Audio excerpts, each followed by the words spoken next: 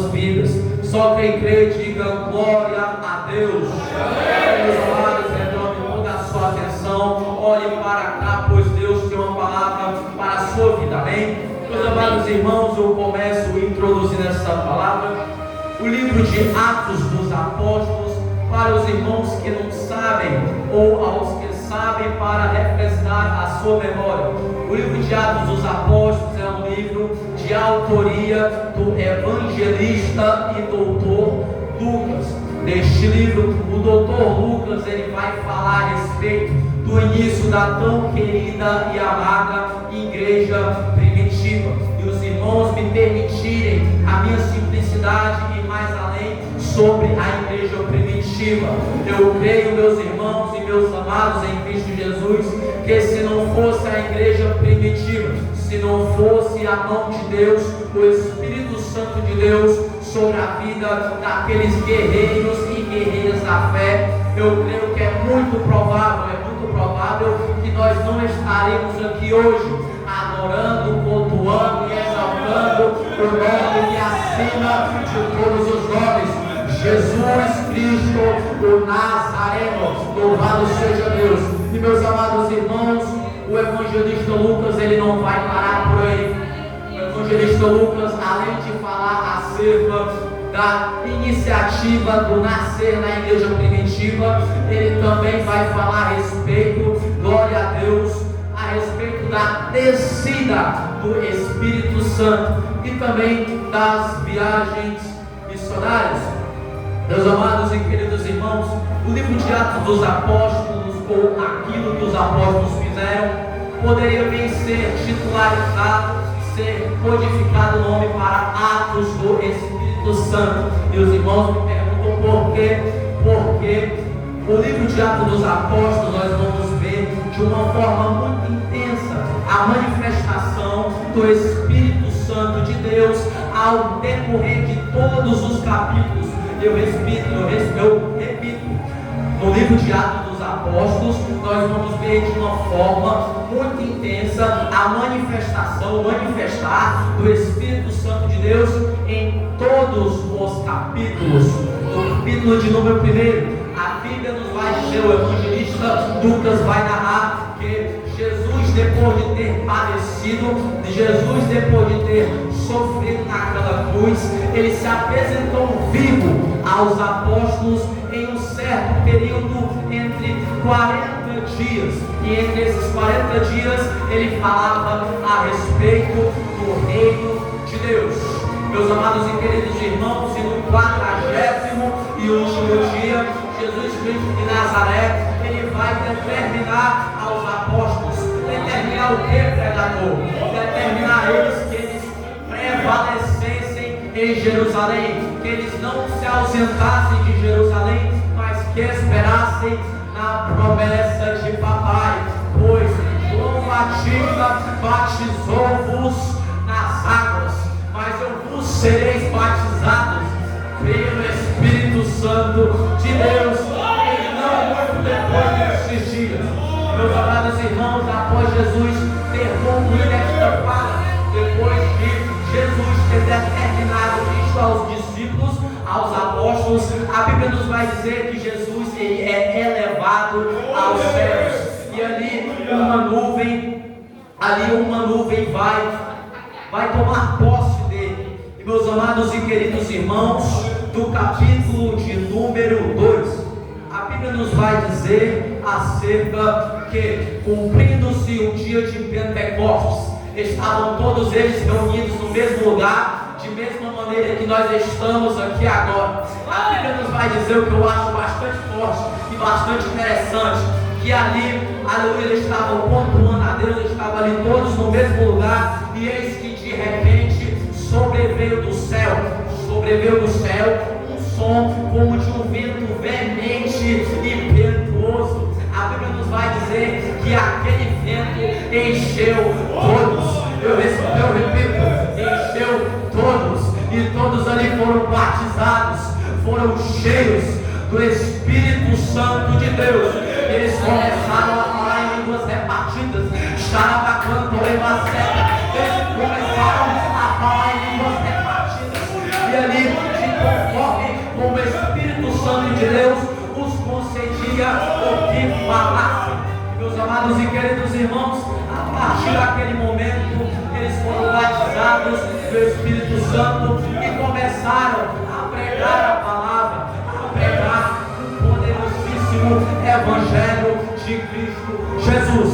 A Bíblia nos vai dizer, a Bíblia é bem clara em dizer e esclarecer, aleluia, que em uma pregação, escute isso que é forte, meus amados, em uma pregação do apóstolo São Pedro, a Bíblia nos vai dizer que a igreja primitiva tinha aproximadamente 120 membros. E após a pregação do apóstolo São Pedro, por intermédio do Espírito Santo, vai haver um crescimento destes números. Meus amados, olha que forte. Após a pregação de São Pedro, a igreja primitiva não vai mais conter 120 membros. A igreja primitiva não vai mais conter 120 almas salvas, 120 servos e servas de Deus. Após a pregação do apóstolo São Pedro, a Bíblia nos vai dizer que a igreja primitiva vai crescer de um número de 3.120 almas salvas para a glória de Deus. Isso não é por causa de oratória, não. Isto não é por causa de teologia, não. Isto não é homilética inventado pelo homem, não. Sabe o que é isso? Poder de Deus. A inspiração das Sagradas Escrituras que vem do alto, que vem do Espírito Santo da verdade. Meus amados, deixa eu continuar, porque se os irmãos deixaram até o capítulo 28, no capítulo de número 3, a Bíblia nos vai falar sobre uma cura, novamente pelo intermédio do Espírito Santo de Deus. A Bíblia nos vai falar que havia um homem coxo, aproximadamente ele estava deficiente há 38 anos. E ali, aleluia, o apóstolo São Pedro novamente, ele é usado pelo poder de Deus. E ele ora ali aquele homem coxo que estava pedindo esmola. E ali quando o apóstolo São Pedro ele vai ficar os olhos para aquele homem coxo, o homem vai pensar como de costume: ei, este daí está bem encaixado, este daí ele vai me dar um dinheiro bem, um dinheiro bom. E ali, meus amados irmãos, apóstolo São Pedro não deu dinheiro. Apóstolo São Pedro, ele não deu 1 milhão, ele não deu 3 milhões. Sabe o que ele deu? Um valor mais maior, algo mais maior. O apóstolo São Pedro, ele vai lá: eu não tenho dinheiro, eu não tenho nem ouro nem prata, mas o que eu tenho, eu te dou. Receba a cura, receba a cura, receba a cura em nome do Senhor Jesus. E ali, aquele homem que estava há 28 anos, coxo, deficiente, ele ficou saltando, ele foi saltando e dando glória a Deus. Eu fui curado, não foi pelo médico, não foi pelo homem, foi pelo médico dos médicos, Jesus. Então, meus amados irmãos, para ser mais breve, aleluia. Então o Espírito Santo ele vai se manifestando.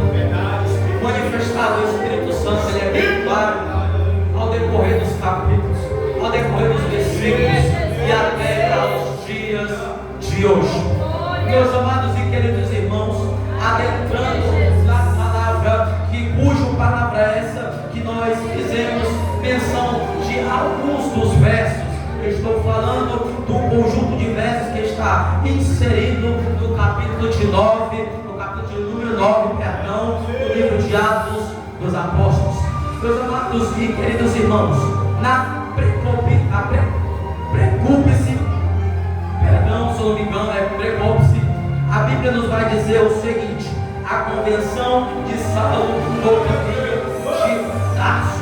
A Bíblia nos vai dizer acerca do encontro que o Senhor e Salvador, poderoso Deus eterno, Deus Altíssimo, Jesus Cristo de Nazaré, teve com Saulo de Tarso ali ao caminho de Damasco. E os irmãos me perguntam: pregador, quem é? Jesus nós conhecemos, pela graça e pela misericórdia, nós conhecemos. Mas quem é este tal de Saulo de Tarso? Quem é este homem? De onde que ele veio? De onde que ele veio? O que é que ele fez? Pois eu vos respondo: Saulo de Tarso, ele nasceu na cidade de Tarso. Saulo, ele era um judeu da tribo de Benjamim. Meus amados, desde cedo, Saulo ele tinha uma inclinação muito forte pelo ensino, pelo conhecimento das coisas de Deus. Meus amados, escute isso. Todas as crianças, todas entre 9 a 10, 11 anos, lá na Judéia, lá com os judeus, toda criança que tinha aproximadamente 9 anos, que era judeu, você podia perguntar a ela, me diga aí em ordem, eu quero em ordem, os 10 mandamentos completos, todos os 10 mandamentos, e ela lhe dizia. Todas as crianças que tinham 9 anos, ela sabia de cabeça, tinha memorizado em suas cabeças os 10 mandamentos. Mas, meus amados irmãos, Saulo de Tarso, ele se destacava entre as outras crianças.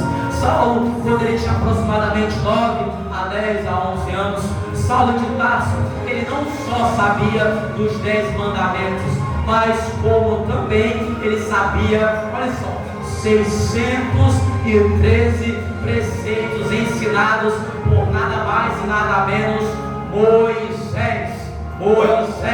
Então você imagine comigo a tamanha inteligência que este homem tinha, não é verdade? Meus amados irmãos, não é à toa que Saulo de Tarso, ele vai ser aprendizado, ele vai buscar ensino aos pés de um dos homens mais sábios daquela época. Estou falando acerca de de Gamaliel. Saulo de Tarso, ele foi aprendiz aos pés de Gamaliel, um dos homens mais sábios, um dos homens mais inteligentes daquela época. Meus amados e queridos irmãos, Saulo foi crescendo. A Bíblia nos vai nos destacar que Saulo, ele tinha um cargo muito importante. Ele era muito importante. A Bíblia nos vai dizer que Saulo de Tarso, ele fazia parte da corte daqueles homens que julgavam naquela época, chamado Sinédrio. Louvado Deus, abençoe, meu amado. Glória a Deus, aleluia. Glória a Deus, aleluia. Continuando, meus amados, dê glória a Deus por quem merece.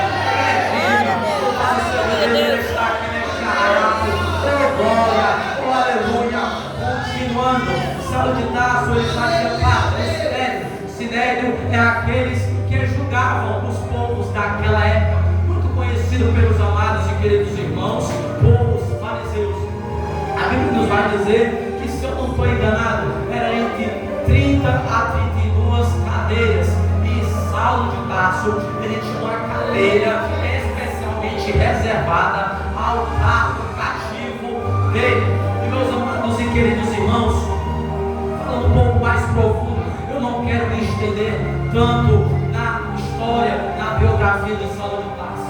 A Bíblia nos vai dizer que Saulo de Tarso, vocês vão se lembrar, eu sei que os irmãos são de Bíblia e vão se recordar que Saulo de Tarso é aquele mesmo que estava envolvido, que foi pivô da morte de nada mais e nada menos do que Estevão, aquele mesmo que combateu pela misericórdia, pelo poder de Deus, combateu os fariseus, fala na verdade na cara, fala na verdade nos hipócritas, falando um homem tão nobre, um homem que eles pensavam que não tinha nenhum entendimento, que esse era mais um que eles iam passar por cima.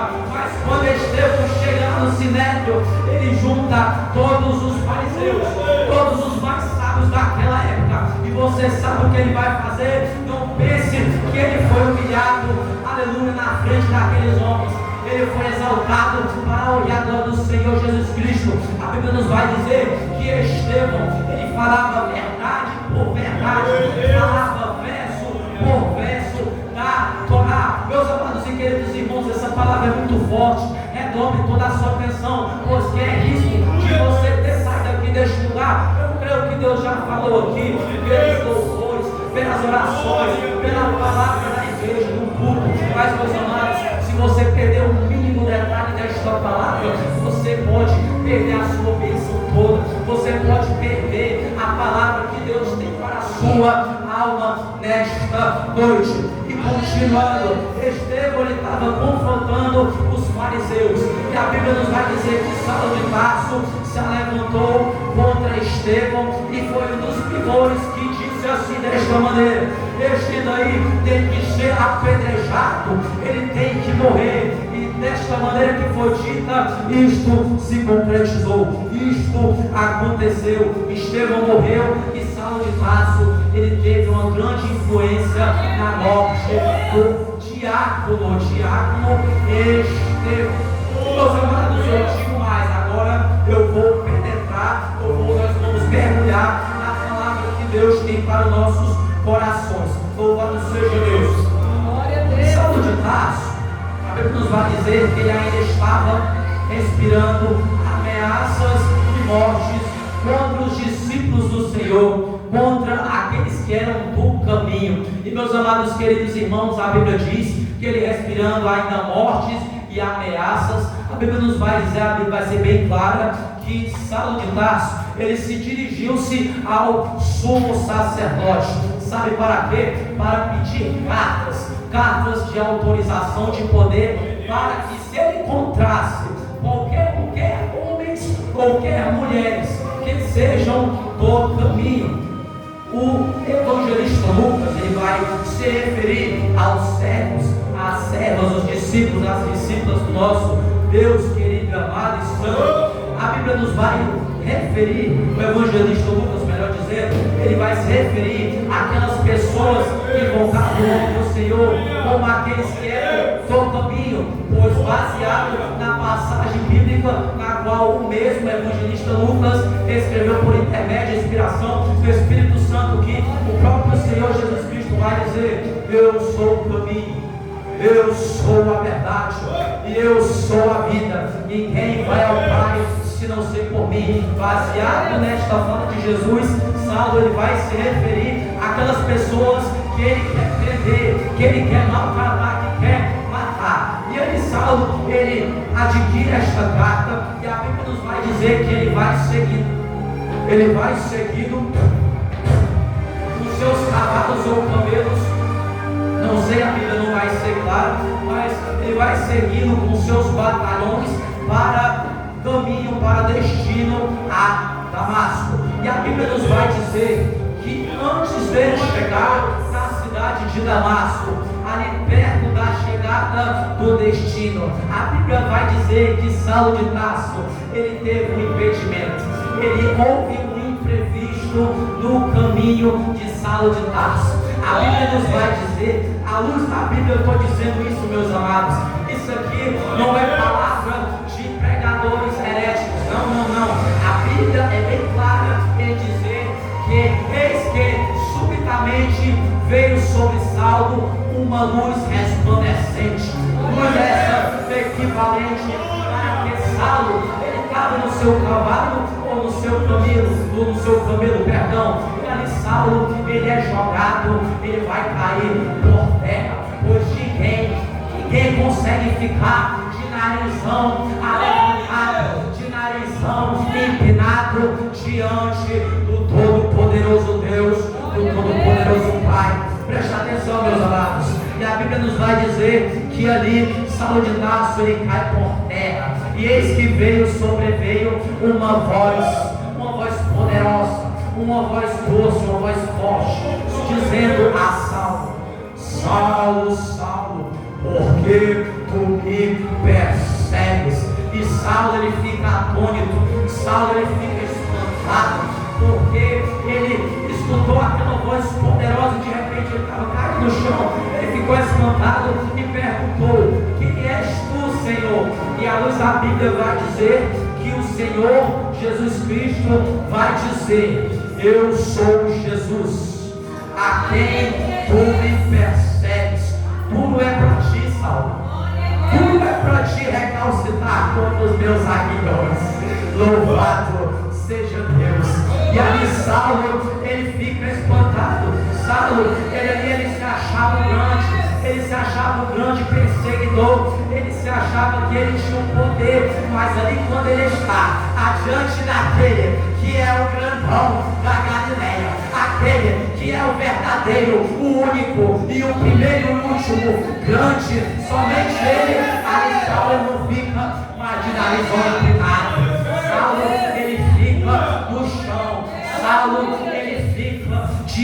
Deus e pergunta: ó Deus, ó Senhor, o que queres que eu te faça? O que queres que eu te faça, Deus?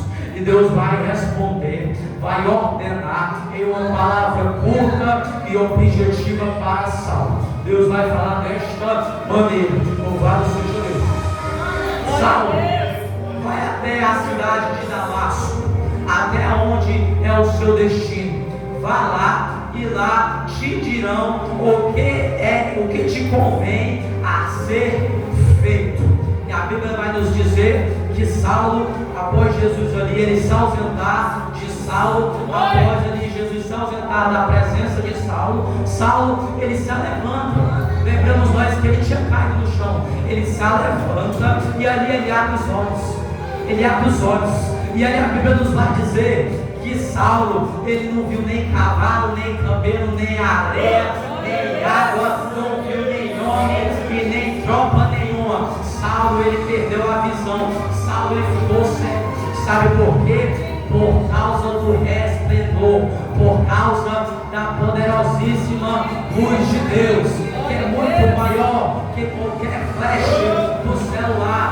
É incomparável com o raio de luz do sol. E a Bíblia nos vai dizer que Saulo, ele se levanta, ele fica cego e ali ele não vê ninguém. Meu Deus, a hora já passou, meus amados. Ô meu pastor, você me permite só mais 10 minutinhos? Amém? Glória a Deus. Meus amados irmãos, resumindo, bastante resumido, Saulo de Tarso, ele chega a Damasco.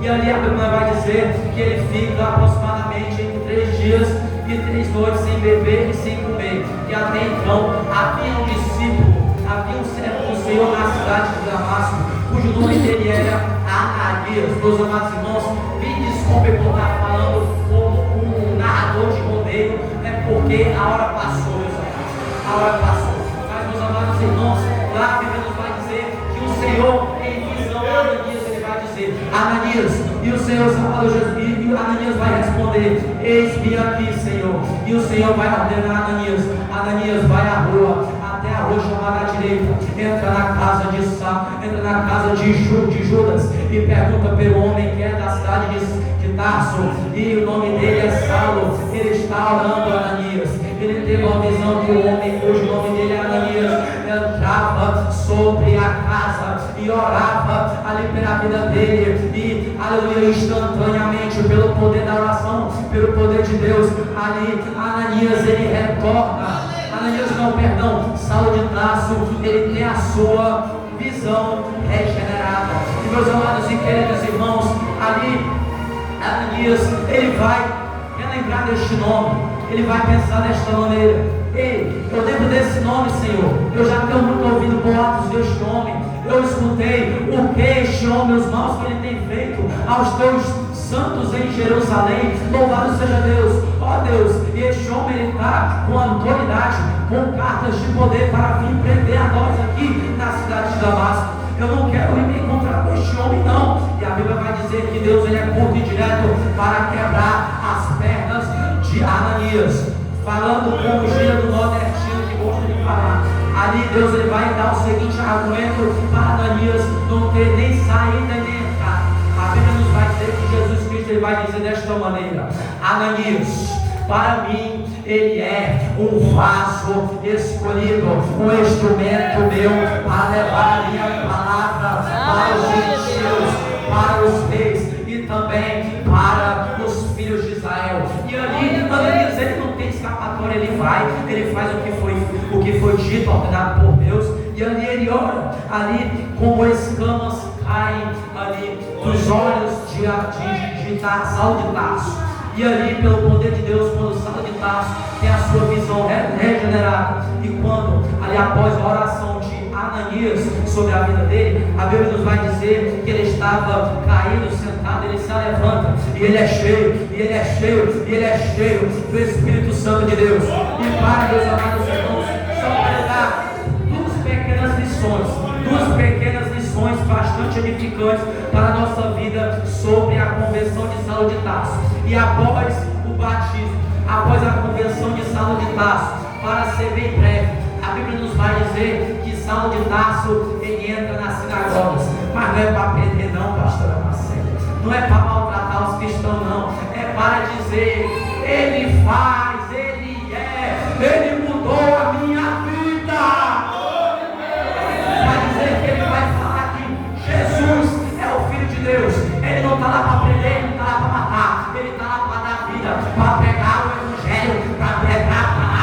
Aqueles que disseram, este não é mal, este não é nem um pão, nem o diabo quer ver na frente dele, e agora ele foi convertido pelo poder de Deus, e a partir de então ele começou a pregar o Evangelho. A Bíblia diz no capítulo de número 13, para resumir, a Bíblia vai dizer no capítulo de número 13 que Saulo de Tarso, ele não vai mais se chamar Saulo não, ele vai ter o seu nome modificado para Paulo, e ali Paulo, ele recebe um cargo, ele recebe apostolado, e ele vai ter o seu nome, ele vai ser chamado, muito conhecido pelos irmãos. Talvez os irmãos não conheceram pelo nome de Saulo de Tarso, mas ele vai ter o seu nome agora, que está escrito, aleluia. E aí você vai ver mais, entre 27 livros do Novo Testamento da Bíblia, aquele homem que tinha cartas de morte, aquele homem que tinha carta para prender, para matar. Agora o homem, ele tem de 27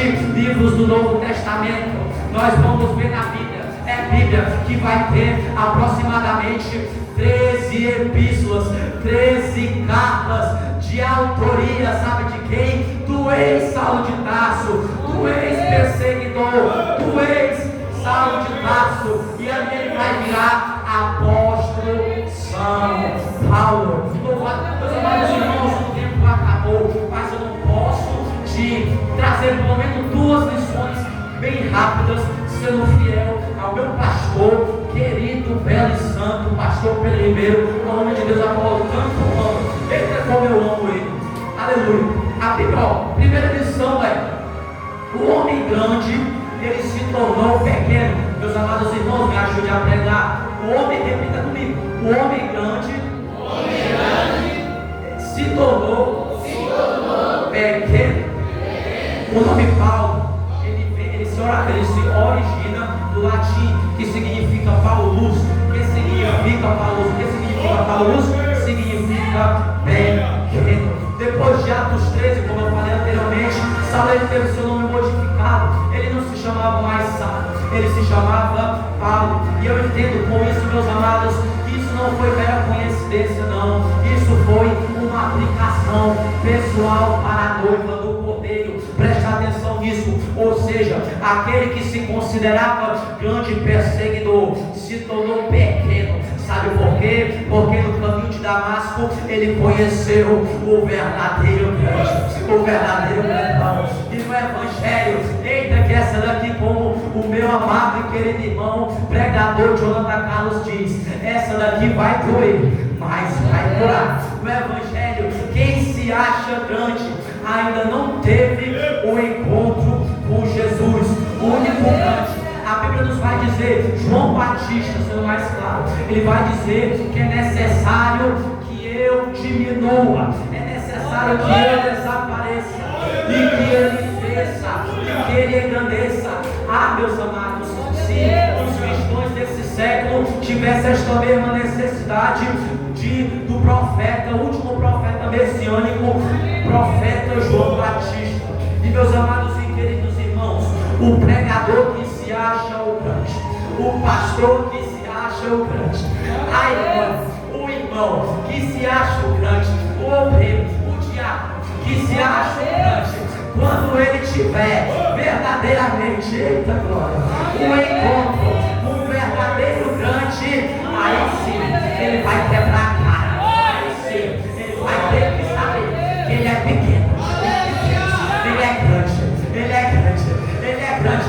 Olha bem, me ajuda a pregar, irmãos, me ajuda a pregar, queridos. Olha para o irmão que está no seu lado e diga assim para ele, uma voz de profeta, diga assim para ele: não se enche não, não se engrandeça não, porque grande é ele, grande é ele, grande é ele. A segunda, só para concluir, eu entrego já, meu pastor, já são 8h11, louvado seja Deus. Segunda lição, repitam comigo: a mudança vontade. Em Atos dos Apóstolos, capítulo de número 9, o doutor Lucas ele vai narrar que Saulo estava seguindo a caminho de Damasco para agir de acordo com a sua própria vontade. Vontade essa que era prender, era matar, era maltratar a todos aqueles que invocavam o nome de Jesus. Glória a Deus.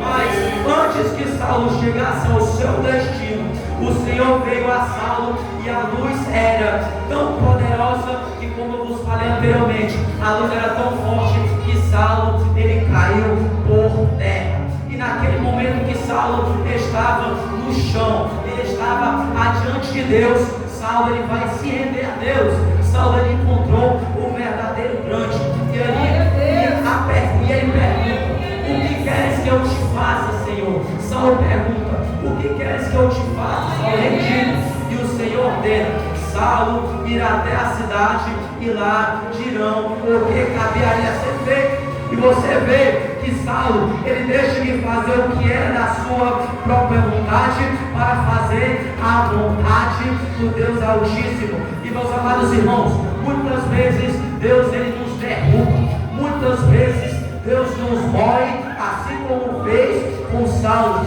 E você me pergunta: por qual motivo? Por qual motivo, meu Deus querido, meu Deus amado, ele vai me derrubar, ele vai me moer? Por qual motivo, pregador? Sabe por quê, aleluia?